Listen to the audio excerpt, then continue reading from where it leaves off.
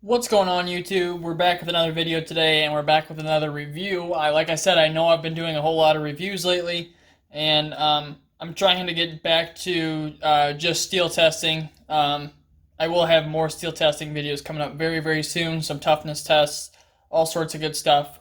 This is the last review for a long time. Um, I'm getting rid of this knife, and you guys will understand why here in a little bit.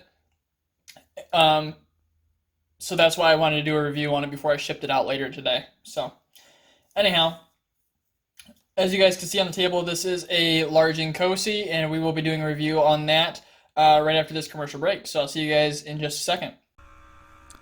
Hey guys, thanks for tuning in. Before we get into the video, I'd like to take a chance to show you the brand new Sharp Talk merch shop. We have short sleeve and long sleeve t-shirts, sweatshirts, coffee mugs, hats, and more featuring my logo, the Sharp Talk logo, and some of the sayings coined by us on the Sharp Talk podcast. Go check it out through the link in the description. Thank you so much for your support. Now let's get back into the video. Alright, so let's get right into the review here. This is a Chris Reeve large Inkosi in single blade. Pretty obvious there. Everyone pretty much knows this knife. Talk a little bit about the specs here real quick. We have a 3.5-inch blade made of S35VN. Like I said, this is the Insingo version, their version of a sheep's foot. Stock thickness is 0.14 inches, and it is 23 thousandths behind the edge at 20 degrees per side.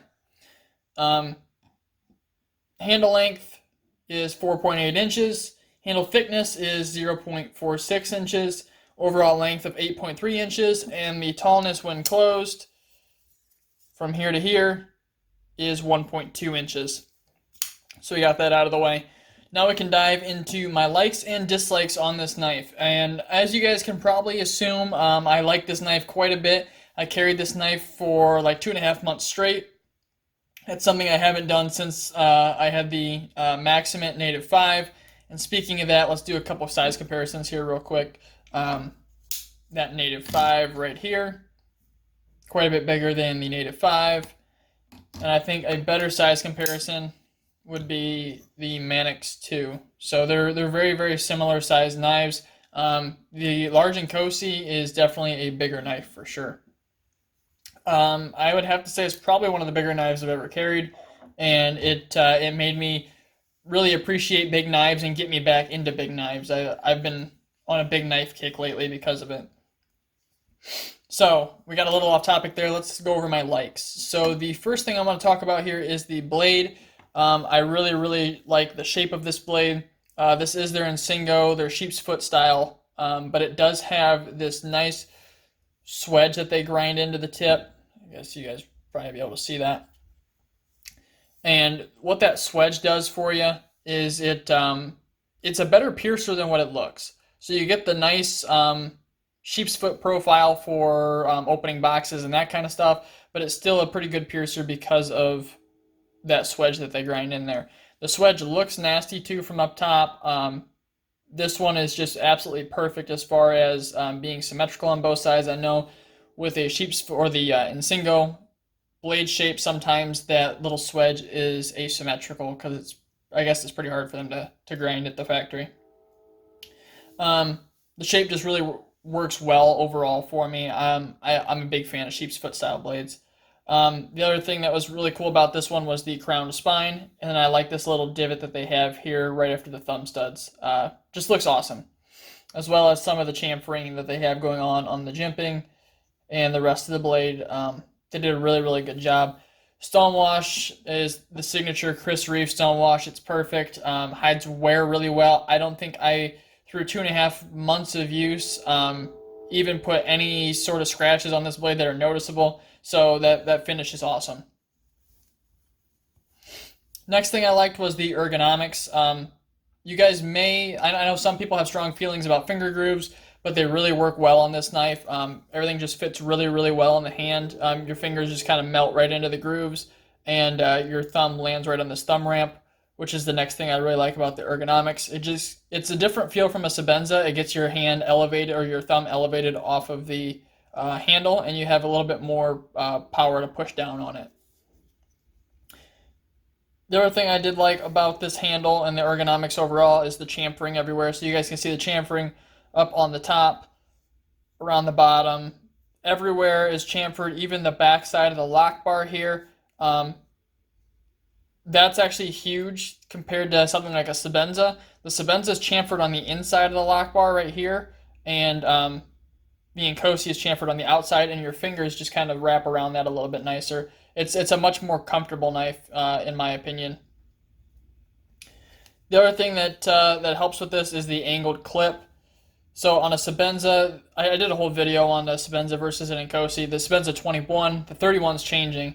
On the 21 though, the clip goes straight down the lock bar.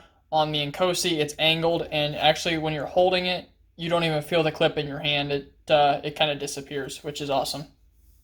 That's the one thing I didn't like about a large 21 is the clip dug into me a little bit. That clip is also another awesome part of this knife. Works extremely well, slides in and out of your pocket super easily, plenty of ramp there, and this doesn't get talked about a whole lot, but this little scoop or the little divot that they have in the clip actually holds onto the material of your pants really, really well, and even though it's a lighter spring clip, it has really, really great retention. They did an excellent job. It's probably my favorite pocket clip on the market, right next to a Spyderco wire clip. The next thing I really like about this knife is just the build. It only takes 2 screws to disassemble, just the giant pivot screw and the big standoff screw here in the back. The stop pin is also absolutely massive, and as you guys can see, it's actually only mounted on one side. It's free floating on the front side, so when you take these 2 screws off, you just wiggle the scale off, which is a pain in the ass to do because the tolerances are so tight, and it just pops off this side. And then it's obviously the reverse to put it back on. Tolerances are fantastic on this, and the build quality is insane. The other thing that differentiates it from Sebenza, which I like, I think of the Inkosi as like an upgraded Sebenza. Not so much now that they're going to the 31 and they're integrating a lot of the features of the Inkosi into the Sebenza. But compared to a 21, I think it's an upgraded one. You do have the ceramic ball lock face in there. You guys really can't see it. It gives the illusion of being late, a super late lockup, but really it isn't. Really, the lockup is probably about 40% where that giant ceramic ball locks up onto that lock face, and that ceramic ball doubles as your detent. So if you guys want to see more about that, you guys can look at the disassembly video I did on the 2 a long time ago, and then it'll be pretty apparent how many differences there are between the 2. The other thing that differentiates it is the giant washers. You guys will probably be able to see if I have it closed here. You guys can see the giant washers that are sitting down inside of there. They're absolutely massive, and they actually wrap around the stop pin so they don't spin around like they do on a Sebenza. They're stuck in one position, and I think that makes it a little bit smoother. This does have a freely adjustable pivot too. The Sebenza has that bushing pivot that you can basically crank down as tight as you can and it'll still work, still be the same smoothness. The Inkosi is more like a traditional pivot where you can loosen it up for a looser action, easier to flick. I have this a little bit loose, not super loose, loose enough to flick, and it starts to drop shut, but not quite all the way. But that did introduce a tiny, tiny bit of blade play, but not enough to bother me. Another like I have is the fit and finish, as you guys would come to expect. It's a Chris Reeve, so fit and finish is absolutely perfect. I had no issues with it whatsoever. The lanyard is a little bit different too, which I like over the Sebenza. It's actually integrated into the rear standoff here. It just wraps around and it makes it easy to cut one off and then tie another one on. I did save the original one just by disassembling it, and then you can slide the lanyard over top of the standoff. The other thing that they did on this that's different than a Sebenza is this little milled cutout for the lanyard to sit. The Sebenza, the lanyard doesn't have a whole lot of room to move, and on the Inkosi, it's actually a lot easier for that lanyard to sit where it needs to. And last but not least, the thing I like about this knife is that they include everything you need to disassemble it and maintain it. That includes Weehaw wrenches, and not just like one for the pivot or one for the body screws. You have one for the body screws, then you have two for the pivot since it is a free spinning pivot. And these aren't just like Harbor Freight Allen keys either. They are actually Weha Allen wrenches, and the quality on those is insane. They're awesome, and I don't know if you guys can see just how deep those screws go down into the knife itself, but it is impossible to strip these things out because the wrenches seat so far down in there. They also include Loctite, and that is purple Loctite. It's a little bit of a lighter duty stuff than the blue Loctite. You really have to put a lot on, like a ton, to make it an issue. But it does do the job. I've had this pivot Loctited for the past 3 or 4 months now, and it hasn't loosened up on me one bit. I noticed that it was doing that from the factory. It loosened up a little bit on me from the factory, and just a little bit of the Loctite they included was enough to fix that. And then they also include the Chris Reeve fluorinated grease, which is how all of these, I think, in my opinion, should be run. It just gives you that super smooth, like hydraulic feeling action. So that's it for my likes, and then we're going to talk about my dislikes, which is why I'm getting rid of this knife. As much as I do like this knife, and I think this is my favorite knife I've ever owned, or one of them for sure, it does have a few downfalls that lead me to want to get rid of it. First off is the grind. This is a hollow grind, but it's not a hollow grind like you would find on a Sebenza. This is like what the Sebenza has is what they call their like deep hollow grind technology, which they say it should be thinner behind the edge after a couple sharpenings than what it was from the factory. Not so sure if I believe that, but this is like a shallower hollow grind. It's made to be a heavier, harder use knife, and there's really almost no hollow grind to it at all.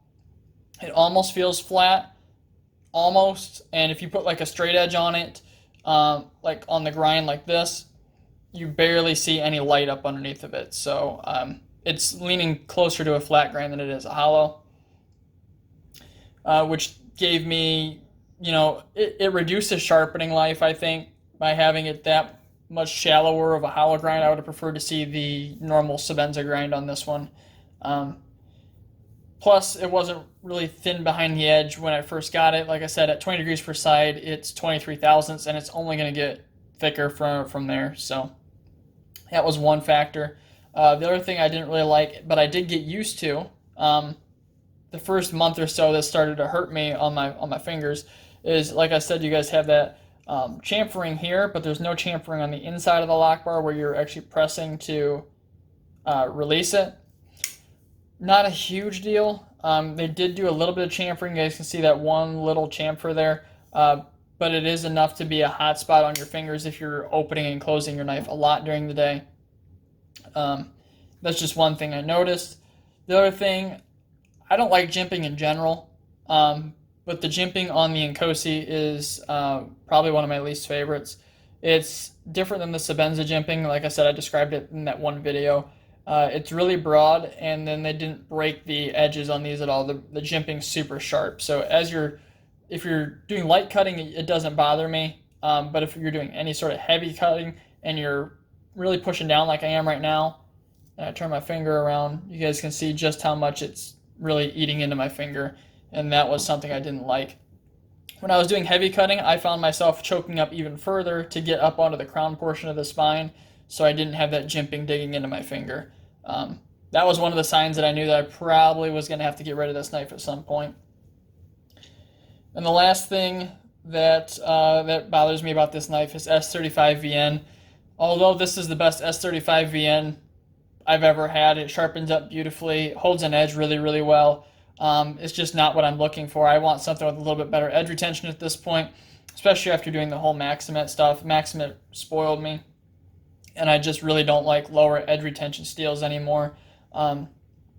S35VN is just a little bit too low on the edge retention for me personally. I want something a little bit closer to Maximet. I'm not saying I want Maximet for all my knives, but something that performs well. And this the Inkosi does perform well, just not for me. For a lot of other people's uses, their S35 VN is more than enough, but for what I do, I'd have to be sharpening this thing once every couple of days. So that's just one of my personal gripes about it.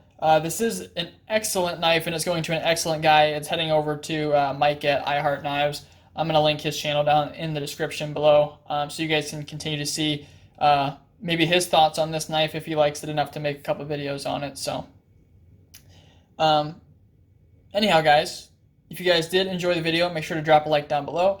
Subscribe to continue to see more videos just like this one. And as always, thanks so much for watching. Have a great day.